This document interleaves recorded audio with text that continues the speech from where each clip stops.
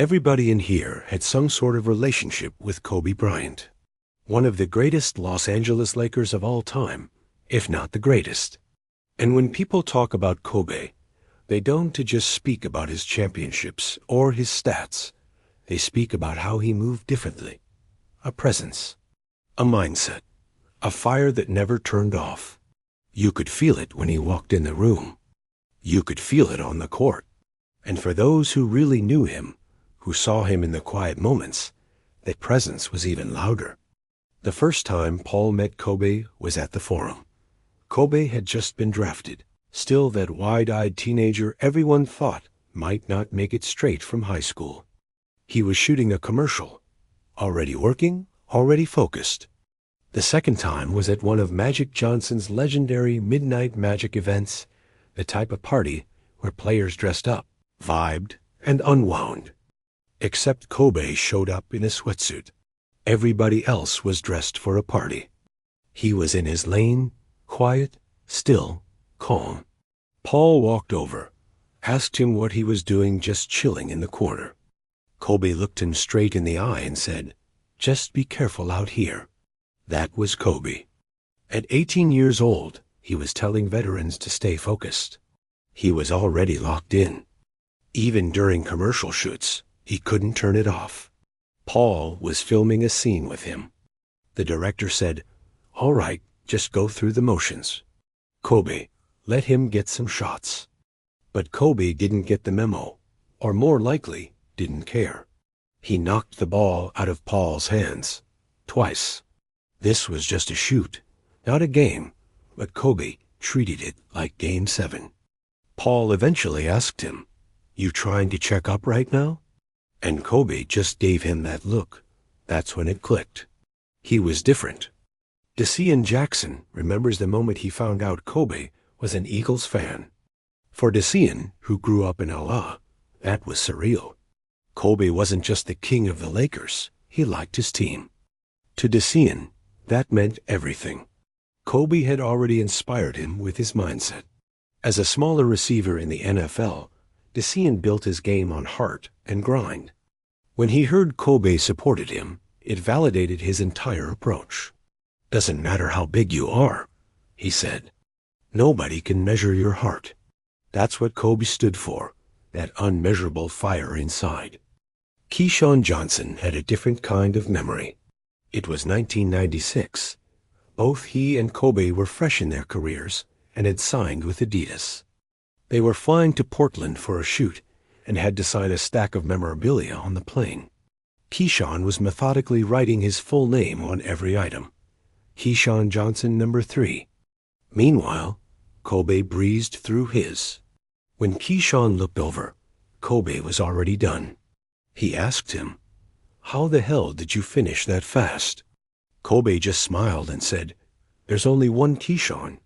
Like there's only one Kobe. His signature? Just Kobe 8. Simple. Iconic. Already thinking of legacy. That was the kind of forward-thinking Kobe had from the beginning. At 18, he was smarter than most of the coaches in the league. People saw it immediately, not just his skill, but how far ahead his brain was. He didn't waste motion. He didn't waste words. When he entered a room, he scanned it, observed, absorbed. One day during the NBA lockout, Kobe showed up to a UCLA night practice. The team was winding down, just shooting around. A few players were nursing injuries, doing light work. One of the guys was rebounding when Kobe strolled in, hoodie up, ball in hand. At first, it was all cool. Light shooting, light closeouts. Then it turned. Kobe started pressing, backing down. Elbows out, fadeaways. The gym got quiet. Suddenly, it wasn't just a shoot-around.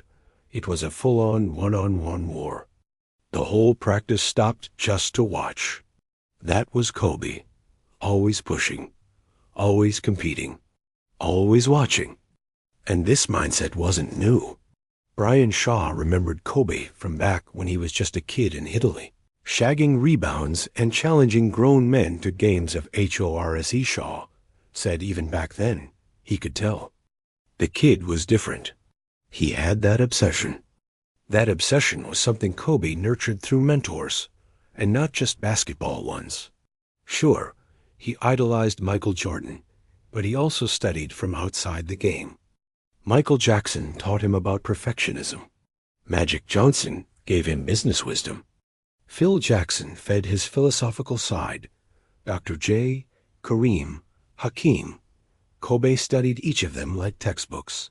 He built a Mount Rushmore of minds, and then carved himself into it. Spike Lee saw it too, which is why he directed Kobe Doing Work, an entire film based on one Lakers game. Every angle, every call, every move Kobe made. Spike said it was like documenting a surgeon at work. Focused, technical, obsessive. Then came Dear Basketball. Written, narrated, and produced by Kobe himself. It was a love letter to the game. A goodbye. It won an Oscar. That's right. Kobe Bryant won an Oscar. First athlete to do it.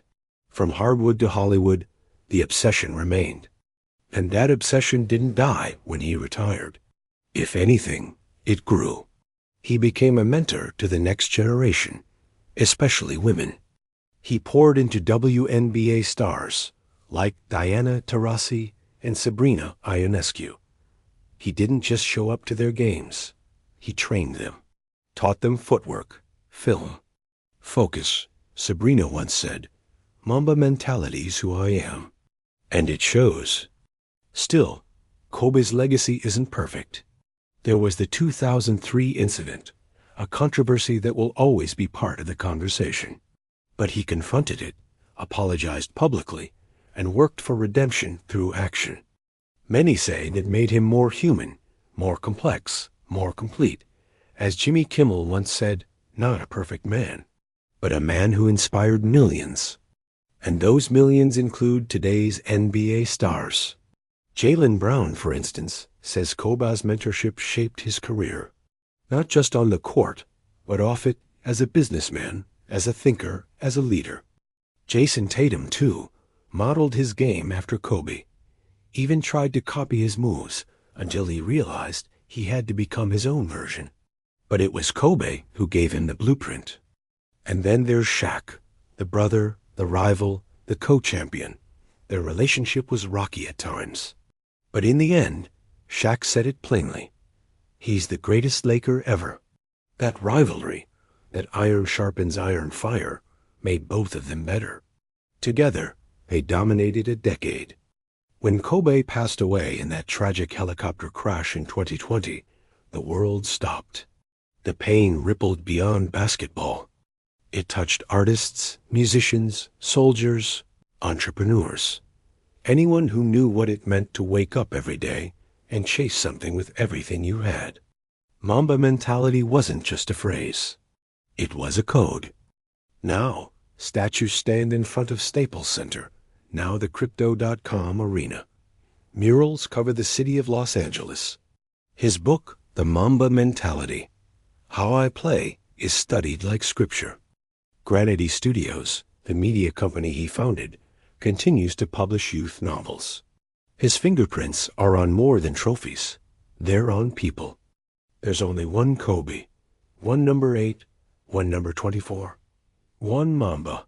His story lives in every underdog, in every athlete who trains alone when no one's watching, in every competitor who refuses to quit, in every kid who shoots in the driveway and yells Kobe as the ball arcs into the air. Drop a heart in the comments if Kobe Bryant ever inspired you. Share this with someone who needs that Mamba energy today. And don't forget to subscribe, because legends like this don't just fade. They echo forever. Mamba out.